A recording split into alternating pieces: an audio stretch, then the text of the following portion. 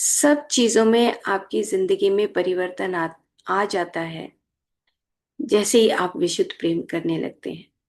जो ये 6 ब्रांचेस हैं, हठ योग, राजयोग, क्रिया योग, कर्म योग और ज्ञान योग, ऑटोमेटिकली जब आप विशुद्ध प्रेम करते हैं तो आप देखो कि आपके अंदर किस तरह के परिवर्तन है। एक्चुअली लिखना चाहिए सब कुछ।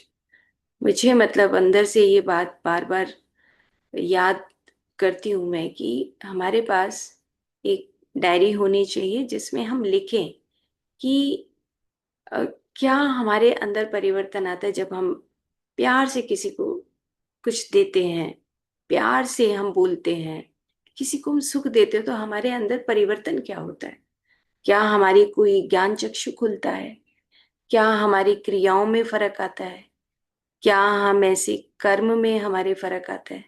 हम ऐसे कौन से कर्म को ऐड करते हैं? कौन सी क्रिया में परिवर्तन हो रहा है ना? हमारी साधना क्या और अच्छी होती है? ये सारे इकट्ठे इंटीग्रेशन है, ये इंटीग्रल है। तो स्वामी शिवानंदा जी ये बात कह रहे हैं कि ये 6 branches of योग united and propagated by Swami Shivanand as the part of integral yoga share the central aim of uplifting human consciousness from the mundane to the transcendental। मतलब आप एक भौतिक जगत में जहाँ पे उलझे हुए हो वहां से उठकर ऊपर जाने का, यानी कि एक साधारण आत्मा से परम आत्मा बनने का ये रास्ता है। अपने आप को ऊपर उठाने का, अपलिफ्ट करने का, शिफ्ट करने का। तो शिफ्ट जब हमारी होती है कि जब तक हमने विशुद्ध प्रेम को नहीं पढ़ा, हम सोचते थे कि एक ज्ञान योग ही अपने आप में बहुत बड़ा योग है। हम सोचते थे कर्म योग से बड़ा तो कोई और योग ही नहीं है। लेकिन जब पढ़ा कि भक्ति मार्ग है, और भक्ति मार्ग जो होता है वो सबसे हाईएस्ट एक हमारी विद्या है। विशुद्ध प्रेम एक रीति है, रिवाज है, परंपरा है कि जिसमें हम विशुद्ध प्रेम के उस महासागर में डुबकी लगाते हैं। तो ये एक तरीका है, विशुद्ध प्रेम के माध्यम से हम अपने आप को ऊपर उठाते हैं, अपलिफ्ट करते हैं। जहाँ पे हम भौतिक जगत के इमोशन से चेंज होके हम अपने भक्ति मार्ग पे चलने में अपने इमोशंस को के फ्लो को उस तरफ, उस दिशा में मोड़ देते हैं। अब वो कह रहे हैं कि by the balancing the head, heart and hands, 3 चीजें याद रखने वाली हैं कि आपकी तीनों चीजों का समन्वय होना चाहिए कि हेड, हार्ट एंड हैंड्स। जब आप किसी को पानी पिलाते हो, खाना खिलाते हो, तो आपका तीनों चीजें बैलेंस्ड हो। आप पानी दे रहे हैं, दिमाग कहीं और चल रहा है। पानी किसी को पिला रहे हैं, दिल में उसके प्रति प्रेम ही नहीं है। पानी पिला दिया लेकिन प्रेम नहीं है। तो इन तीनों का समन्वय, बैलेंस करना बताया गया है कि हेड, हार्ट और हैंड्स। और इसी को भगवत गीता में त्रिकरण शुद्धि बोला गया है कि आपका त्रिकरण का मतलब हुआ कि आपका हेड, वहां पर शिर बोला है उन्होंने, शिरो। और उसके बाद अपनी वाणी उन्होंने कहा है, और आपके एक्शंस, ये तीनों चीजों में एक समन्वय होना चाहिए, बैलेंस होना चाहिए। कोई भी आप काम करते हो तो आपका कुछ वाणी कुछ कह रही है और अंदर कुछ और चल रहा है, ऐसे नहीं। त्रिकरण शुद्धि से ही आप योगी बन सकते हो। यहाँ पर बोला है कि आप इन 3 चीजों के बैलेंस से आप भक्ति मार्ग पे भक्ति योग सीख सकते हो। मार्ग बात की बात है, पहले योग सीखना है, भक्ति योग की। अपनी आपकी लाइफ में, आपके लाइफस्टाइल में क्या परिवर्तन आता है। अगर लाइफ में परिवर्तन नहीं है तो भक्ति मार्ग पे चाहे हम तुलसी की माला डालें, चाहे हम चंदन की माला डाल लें ना, कोई माला डाल लें, तो भक्ति मार्ग मार्ग नहीं होता जब तक हम भक्ति योग नहीं सीखते। हमारी लाइफ में परिवर्तन नहीं आएगा तब तक हम मार्ग पे रीति रिवाज नहीं सीखते सकते प्रेम के। तो head, heart and hands as appropriate to each individual integral yoga addresses all the tendencies and aspect of the personality. अब हर आपकी पर्सनैलिटी ऐसी बननी चाहिए कि जिसमें खुद ये दिखने लगे कि हाँ भाई, ये तो भक्ति मार्ग पे चलने वाला इंसान है, इसको भक्ति योग आता है ना। अगर हम सामने वाले के प्रति विशुद्ध प्रेम ही नहीं है, वो अंदर से उपज ही नहीं रहा है, तो हम अभी उस दहलीज के उस महासमुद्र से बहुत दूर है, उस प्रेम के समुद्र से बहुत बहुत बहुत बहुत दूर है। और ऐसे मुझे तो अपने अंदर से रियलाइज होता है कि अभी बहुत दूर है, बहुत दूर है ऐसे, मतलब अंदर से मेरे को तो मैसेज मिलता है खुद में। In the process, Bhakti Yoga eventually manifests as unconditional love and the Bhakta's effort to live for the happiness and elevation of others. अब देखो कितना मतलब उन्होंने सुंदर बताया कि जो भक्ति योग है एक्चुअली है क्या। मतलब आपको लव, आप प्रेम करते हो, वो अटैचमेंट वाला प्रेम है, उसको चेंज करना है अनकंडीशनल। कि आप अपने बच्चे से प्रेम कर रहे हो, तो बच्चे से प्रेम करने में क्या हमारा अपना मतलब होता है, अपना मतलब साधते हैं हम। चलो टाइम हो गया बेटे, सो जाओ, है ना, कितना हमारा मतलब, क्योंकि वो एक अलग शिक्षा है जहाँ पे हमें उस शिक्षा को भी साथ में मिलाना है और उस अनकंडीशनल लव को भी साथ में मिलाना। ये दोनों चीजों को हमें मिलाना है। हम अपने कंफर्ट के लिए हम बच्चे को एक अलग मोड़ दे देते हैं, अपने कंफर्ट के लिए हम अपने पार्टनर को एक अलग मोड़ पे डाल देते हैं। सामने वाला भी डालता है और हम भी डालते हैं। तो एटलीस्ट हमें तो अपने ऊपर वर्क करने की जरूरत है कि क्या हम अनकंडीशनल वे से बात करते हैं या हम अनकंडीशनल की बजाय हम कंडीशंस हमारे अंदर भरी हुई हैं उस तरीके से बात करते हैं। अगर हमारे अंदर कंडीशंस वो दिखाई नहीं दे रही हैं और हम उस कंडीशंस के तहत ही पूरी दिन भर में अपने काम करते हैं, तो अनकंडीशनल लव या भक्ति योग हमारे अंदर प्रकट नहीं हो सकता। और भक्त क्या करता है, किसकी किसके लिए वो काम करता है? एलिवेशन ऑफ अदर्स, हैप्पीनेस, दूसरों की खुशियों के लिए, दूसरे को अपग्रेड करने के लिए वो काम करता है। तो जब मुझे अपने अंदर से ये नजर आता है कि जब मैं किसी पेशेंट को देखती हूँ, किसी पेशेंट को बताती हूँ,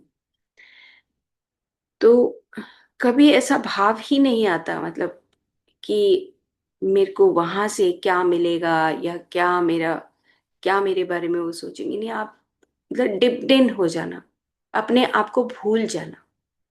तो अपने आप को भूलने के जो क्षण होते हैं वो एक भक्ति योग होता है, या आपका सरेंडर होता है, या हम उसको क्वांटम की भाषा में बोलते हैं, टेंगल्ड बोलते हैं। टेंगल्ड हियरार्की आपको बताया था। एक सिंपल हियरार्की होती है जिसमें आप छोटा बड़ा समझते हैं, और एक एक होता है कि जहाँ पे आप अपने सामने वाले को भी वैसा ही समझ रहे हैं जैसा आप हैं। जिस तकलीफ में आपको आप निकलते हो, उस वैसी ही तकलीफ दूसरे को भी होती है। एम्पैथी आना, ह्यूमिलिटी आना, ऐसे गुडनेस का भाव आना, ये सारे हमारे विशुद्ध प्रेम के गुण हैं। कि छोटे छोटे गुण, जैसे ह्यूमिलिटी बताया था कि जब हम किसी की बात सुनते हैं तो उसको ये लगे कि यार ये तो मेरा अपना बंदा है, जिसके पास मैं, जिसके दायरे में बैठ के मैं अपनी बात कर सकता हूँ। तो इस तरीके से जो विशुद्ध प्रेम है वो है दूसरे को सुख देना। अपने आपके अंदर से वो विशुद्ध प्रेम जब उपजता है तब हम दूसरे को अपलिफ्ट करते हैं। हमारा सेंट्रल एम, शिवानंदा जी बोलते हैं कि central aim of uplifting human consciousness from mundane to the transcendental. तो हमें तो अपनी उस वर्ल्डली, जिस जिस प्रेम के उस में चंगुल में हम फंसे हुए हैं, वहां से हमें निकल के वहीं पे रहते हुए हमें वो अनकंडीशनल लव, हमें विशुद्ध प्रेम सीखना है। तो आज हम इतना ही करते हैं, फिर हम कल इसको थोड़ा और डिटेल करेंगे। तो कोई आप अपना बात रखना चाहें तो 2 मिनट, आप 3 मिनट रख सकते हैं, कि अंदर से हमारी पहले हमने हठ योग अच्छी तरीके से आसन प्राणायाम सीखा ना, फिर हम राजयोग मेडिटेशन सीख रहे हैं, फिर हम क्रिया और कर्म योग, अपने कर्मों में बदलाव आता है ऑटोमेटिकली। कर्म तो वही करने हैं, रोज खाना देना है, रोज पानी पिलाना है, रोज बोलना है, रोज बात करनी है। लेकिन अब उसके अंदर से क्या परिवर्तन आता है, अब वो परिवर्तन ही विशुद्ध प्रेम के लक्षण प्रकट होने लगते हैं। तो वो हमें अपने अंदर से देखना है। देखो, मतलब एक वैज्ञानिक तौर पे मैं ये बात कहना चाहती हूँ कि ना, जब हम सुनते हैं कोई भी चीज, तो हमें अपने अंदर से ना एक जागृति आती है, अवेयरनेस आती है। मतलब मैं ब्रेन की और हार्ट की बात कर रही हूँ। हमें लगता है कि जब हम अ, सुनते हैं, एक दूसरे के साथ सत्संग करते हैं, तो ट्रांसफॉर्मेशन ऑटोमेटिकली होता है। मतलब इतना ट्रांसफॉर्मेशन होता है कि जब हम कोई भी पुस्तक पढ़ें, सत्संग करें, है ना, तो ऐसे लगता है कि यार यही दुनिया है ना। और ऐसे लगता है कि अब बस बदल जाएंगे बिल्कुल। लेकिन सही 1 घंटे के बाद, उसके बाद हमारे ये जो न्यूरॉन्स का जो सर्किट्स है ना अंदर के, वो जो अ, पुराने, यानी कि सबकॉन्शियस माइंड के, या जो हमारी हैबिट्स है या हमारी पर्सनैलिटी है, जिसको हम अभी हार्ट कोहेरेंस पे पढ़ रहे हैं, वो वहीं जाके टिक जाते हैं, है ना। और हम अपनी उस विशुद्ध प्रेम के भाव को भूल जाते हैं, क्योंकि हम उस कंडीशनिंग में या हम उस लूप में फंसे हुए हैं। याद तो आता है हमें, ऑफ कोर्स याद आएगा, क्योंकि अब हमारे दिमाग के अंदर नए नए रास्ते खुल रहे हैं, नई नई पोटेंशियलिटीज, पॉसिबिलिटीज बन रही है कि यार ऐसा तो हो सकता है, ऐसा तो हम कर सकते हैं, है ना। वो तो नए रास्ते बन रहे हैं बिल्कुल। लेकिन जैसे जैसे हमारी उम्र बढ़ती है, जैसे जैसे हम अपनी उस कंडीशनिंग की लूप में रहने लगते हैं, 30 साल के, 40 साल के, 50 साल के, है ना, उसके बाद बहुत डिफिकल्ट होता है अपने आप को चेंज करना। क्योंकि हम उसी लूप में, एक हमारी हैबिट हो जाती है हमारे चारों तरफ। जैसे चाय बनाना, मतलब मैं तो अपने से एग्जांपल लगाती हूँ कि जब चाय बनाती हूँ तो उसी पैटर्न पे ही बनती है। अगर वो ना बने वैसी, तो अच्छी नहीं लगती। मतलब हम कितने मतलब अपने आप को मैं देखती हूँ कि मैं अभी कितनी दूर हूँ उस विशुद्ध प्रेम की दहलीज से, कि जहाँ पर मैं अभी भी चाय बनाने की कंडीशनिंग में फंसी हुई हूँ, कि क्या मैं वो उसको छोड़ सकती हूँ। बाहर जाते हैं तो जैसी चाय मिलती है वैसे पीते हैं, वहां पे तो छूट जाती है। लेकिन अभी कंडीशनिंग मैं अपनी क्रियाओं से देखती हूँ कि अभी मैं उस कंडीशन में फंसी हुई हूँ कहीं कहीं पर। तो जो हमारे ब्रेन के अ, अंदर जो पाथवेज बनते हैं, न्यूरोनल जो सर्किट्स हैं, उनको बदलना है हमें। मतलब वो एक पुराने जो रास्ते पे चल रहे हैं, जैसे ही अवेयरनेस आए, और उसी वक्त हमें वहां पे ठहरना है, ठहराव करना है, और फिर से हमें उस चीज को रिवाइज करना है कि नहीं नहीं नहीं, अभी मैं मेरे से ये मैं भूल गई थी, और अभी मुझे अपने आप को बदलना है। तब बदलाव आएगा, तब हमारे जो न्यूरॉन्स हैं उसमें चेंज आएगा। वो एनर्जी, न्यूरॉन्स के पीछे हमारी एनर्जी बॉडी है, हमारी सारी फिजिकल बॉडी के पीछे एक एनर्जी बॉडी है। हमें वहां पे परिवर्तन करना है। फिजिकल बॉडी में परिवर्तन अपने आप होगा। उस एनर्जी फील्ड में हमें अपनी मैसेजेस, इंफॉर्मेशन डालनी है। जैसे जैसे हम डालते जाएंगे, हमारे हाथ की क्रियाएं, अपने आप बदलते जाएंगे। शिवानंद जी और सत्यानंद जी ने तो, क्योंकि ये बिहार स्कूल ऑफ योगा में जो इन्होंने अपने जीवन की आहुति दी है, मैं तो ये कहूंगी, उसमें उन्होंने कहा कि आपके हाथ आपकी गोपियां हैं ना। मतलब उन्होंने गोपियां बताया है कि जितने भी तरीकों से आप प्रेम कर सकते हो दूसरों के साथ, वो आपके हाथ जो हैं, एक हाथ नहीं, दो हाथ नहीं, हजारों हाथ बन जाते हैं। ये शिवानंद जी बोलते हैं कि जब आप भक्ति योग में जाते हो तो आपका प्रेम प्रेम के हाथ बनने लगते हैं। मतलब गोपियों के रूप में आप प्रकट होने लगते हो, अलग अलग रूप में। तो उन्होंने गोपियां इन कर्म इंद्रियों को बोला, हाथ को, पैर को, कि कितने प्यार से आप चलते हो, कितने प्यार से आप बोलते हो, कितने प्यार से आप दूसरे को देते हो। तो ये आपकी अंदर की अंतर गोपियां हैं, उन्होंने बताया है।